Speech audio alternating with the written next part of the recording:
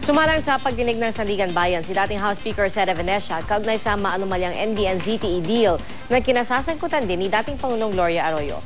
May ulat on the spot si Bernadette Reyes. Exclusive. Bernadette? Pia, sumalang sa witness stand sa 4th Division ng Sandigan Bayan si former House Speaker Sede Venecia ngayong araw kaugnay na anomalya sa NBN-ZTE deal. Ayon kay De Venecia, maglalaro daw sila dapat ng golf ni dating Pangulong Gloria Arroyo, dating First Gentleman Mike Arroyo, at dating Comelec Chairman Abalos sa Kowloon sa Hong Kong. Pero sa sumunod na araw, bumiyahe raw sila papuntang Shenzhen para doon na sila maglaro ng golf. Nagulat daw siya sa pagbabago sa venue. Sinalubong raw siya ni Abalos at ilang opisyal ng Shenzhen. Kalaro yung daw nila ng golf ang isang executive ng ZTE.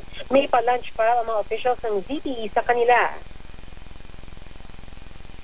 Sa palagay raw ni JDV, siguro raw ipinakikita ng Malacanang noon na hindi siya tutol sa ZTE proposal kahit pang anak niya na si Joe De Venecia ay may ibang proposal at hindi naman gagastos ang government kasi ito ay under ng Build Operate Transfer.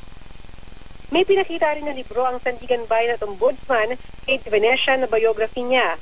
Patunay raw ito na totoong nangyari ang golf game dahil meron siyang larawan kasama sina dating First Gentleman, dating Pangulong Arroyo, Abalos at ilang opisyal ng ZTE.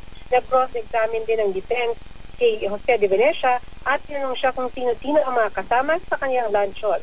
Ayon kay JDV, siya raw ang niakda ng DOT law.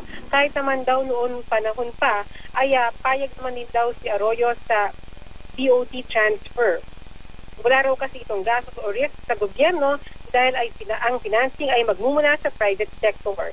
Dinadaan din daw kasi ang ganitong mga transaksyon sa isang public bidding. Pia? Maraming salamat, Bernadette Reyes.